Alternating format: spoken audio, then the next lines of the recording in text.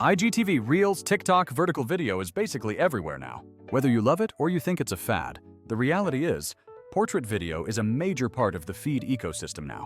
So what about all of your existing 16.9 videos? The YouTube stuff, the interviews, the product demos. Do you need to throw them away and reshoot everything vertically? Not at all. There are a bunch of practical, creative ways to turn widescreen footage into vertical content that actually looks intentional and performs well. And yes, you can do this without spending days in Premiere, unless you want to. I'm going to walk you through how to approach this, what to watch out for, and how tools like Vizard can make the whole process far faster and less painful. But first, let's set the mindset. The single rule I always come back to is, make the video a good experience for the platform's audience. That means your text, titles, on-screen graphics, and most importantly, people's faces can't be getting chopped off by the frame. I see creators all the time who literally upload a 16.9 YouTube file and hope for the best, then wonder why the engagement is poor because the title is cut off or the person talking is half out of frame. So don't do that. Adapt for the platform. Make your captions readable. Make sure the speaker is centered or framed intentionally. If the platform has UI overlays, account for them. Small adjustments go a long way. Okay, here's the practical side. If you edit in Premiere, Final Cut, DaVinci, CapCut, or whatever, the basic workflow is the same. Duplicate your original timeline. Swap the sequence resolution from 1920x1080 to 1080x920, and then go through the timeline, repositioning and rescaling clips so they sit nicely in the vertical frame. Don't be precious about matching the widescreen edit exactly. This is a new format, so it often needs new framing and new pacing. Now let me give you 6 concrete strategies for turning 16.9 footage into 9:16 vertical videos. These are the most useful, battle-tested approaches I use and recommend. One simple option is to stack 2 pieces of footage vertically.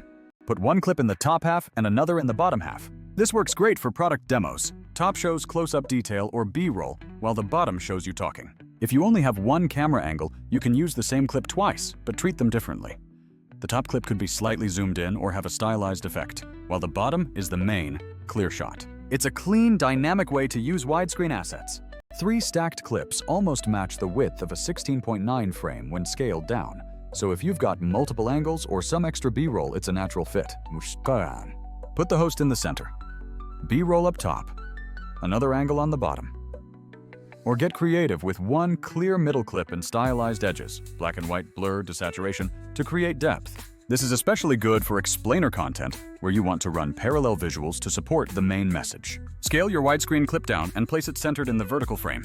Use the blank space above and below for titles, large headlines, or subtitles. This keeps the original composition intact while providing room for context and captions that mobile viewers can read easily. Very friendly to text-first scrolling audiences.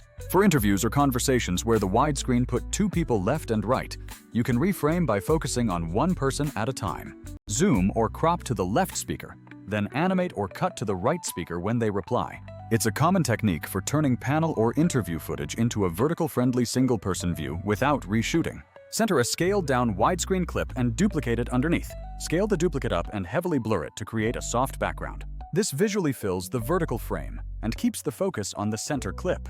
Quick tip: this looks better when the blurred background color level matches the main shot. Otherwise, it can feel noisy.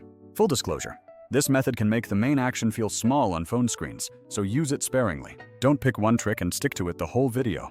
Mix methods to keep the viewer's eye moving. Start with a triptych. Drop into a centered clip with big text. Slide to single-speaker reframes, then end with stacked product B-roll. Variety helps retention and gives each section of the video its own visual rhythm. A few platform-specific tips before we go deeper. IGTV and many social players have UI overlays, like a browse or playback control bar that sits near the bottom of the screen. When you're designing titles or putting essential callouts in the lower area, check on an actual phone to make sure nothing is hidden by the interface. Also, UI elements sometimes stay visible for the first few seconds when a viewer taps the video, so don't expect instant title visibility. Give your key text a little more time on screen.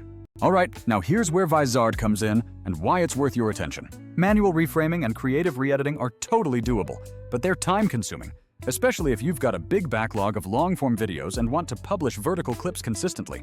Vizard is built to automate a lot of the heavy lifting, without making your content look templated and generic. What Vizard helps with in this workflow: auto-detects highlights.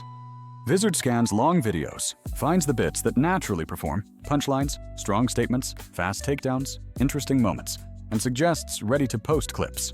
That means instead of scrubbing through hours of footage to find small gems, you get a short list of usable moments instantly. Format-friendly outputs.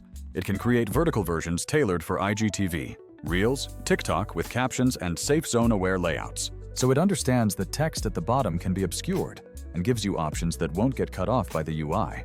Batch creation plus templates. Want multiple vertical variants of the same talk? Vizard can churn out several styles: centered clip with captions, triptych, blurred background, so you can A/B test which visual approach works best with your audience without redoing the edit manually. Auto-schedule and content calendar.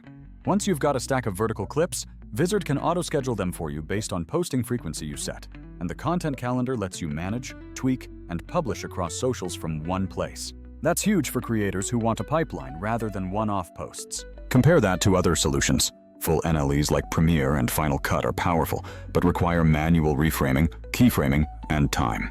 Some lightweight auto editors only do cuts, or only add captions, and miss scheduling or calendar features. Expensive enterprise tools may give you automation, but cost a lot, and aren't tuned for creators who need social-ready vertical variants fast. Vizard sits in a practical middle ground. More automation and social-native output than traditional editors, and more creator-friendly and affordable than enterprise suites. A few workflow notes when using Vizard alongside manual editing. Treat Vizard as your discovery and batch creation engine. Let it find the viral ready moments and spit out a few format variants. Pick the best ones. Open them in your editor for fine-tuning if you must. Color, motion graphics, brand stingers, and then use the Vizard calendar to schedule posts. For interviews, Vizard's highlight detection plus simple reframing templates can save hours because you don't have to manually cut between speakers and recompose each clip. One more thing, don't cross-post the exact same piece of content everywhere without adjustment.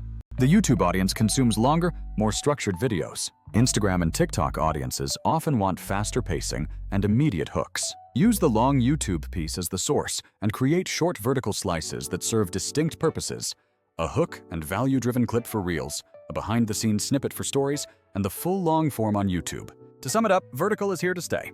You don't need to reshoot everything. Duplicate your timeline, flip the resolution, and use creative reframing. Stack clips, create triptychs, use pillar-boxed clips with text, slide between speakers, or add a blurred background to fill the frame.